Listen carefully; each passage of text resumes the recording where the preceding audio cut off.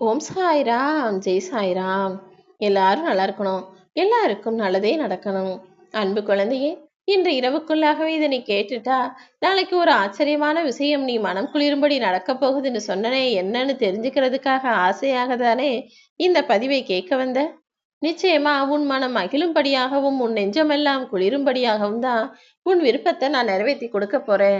அதுவும் நடக்கலையே நடக்கலையே நினைச்சுக்கிட்டு இருந்த விஷயத்த மிக சுலபமாக உனக்கு சாதகமாக முடிச்சு உன் விருப்பம் போலவே உன் வாழ்க்கையை மாத்த போறேன் என் செல்லமே. ஒரு விஷயத்த மட்டும் நீ நிச்சயமா உனக்கு அவசியம் வேண்டாம் என் செல்லமே. ஏன்னா அவங்க ஏதோ சொல்லிட்டு போறாங்க, நீ கண்டும் காணாம தான் இருப்ப. ஆனா அப்படி அடுத்தவரை பற்றி புறம் சொல்லக்கூடிய மனிதர் உன்னை பத்தி எல்லாமே தனக்கு தான் தெரியுங்கிற மாதிரி ஒன்றுக்கு பத்தாக பின்னால் போய் பேசுவது எனக்கு மட்டும்தானே தெரியும். மத்தவங்க யாராவது உன் மனசை காயப்படுத்துறாங்கன்னா நீ அவங்கள உப்பு காகிதமா நினைச்சு கண்டுக்காம விட்டுடு. ஏன்னா அவங்க சீக்கிரமே குப்பைகளாக போய் சேரத்தான் போறாங்க. ஆனா நீ எப்போதும் உயர்ந்த குணத்தோட இருந்தால் நிச்சயமாக கோபுர கலசமாய் உயர்வாய் உட்காருவாய் என் செல்லமே. யார் உன்னை நிராகரிச்சாலும் அதுக்காக நீ வருத்தப்பட வேணாம்.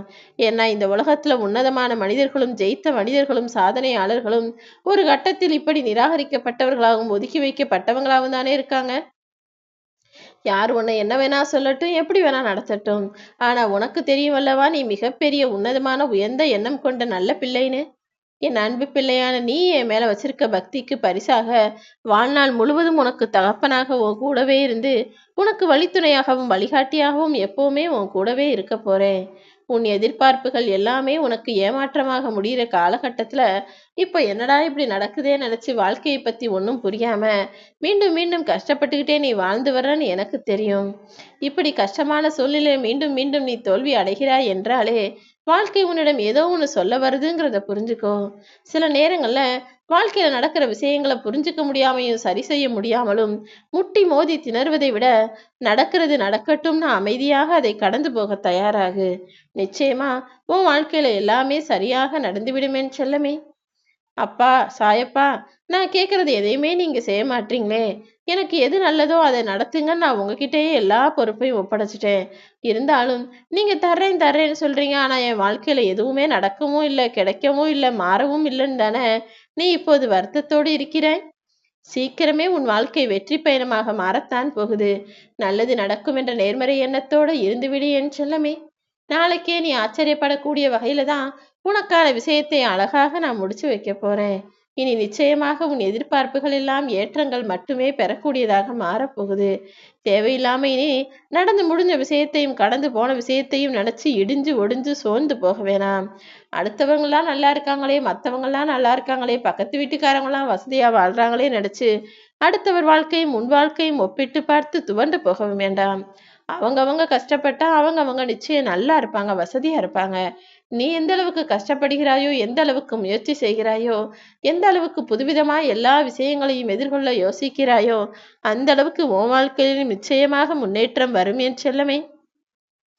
எல்லாரையும் திருப்திப்படுத்திடணும், எல்லாரும் நம்மள நல்லவங்க நினைக்கணும்னு நினைச்சு நீ உன் நிம்மதியை இழந்து விடாதே.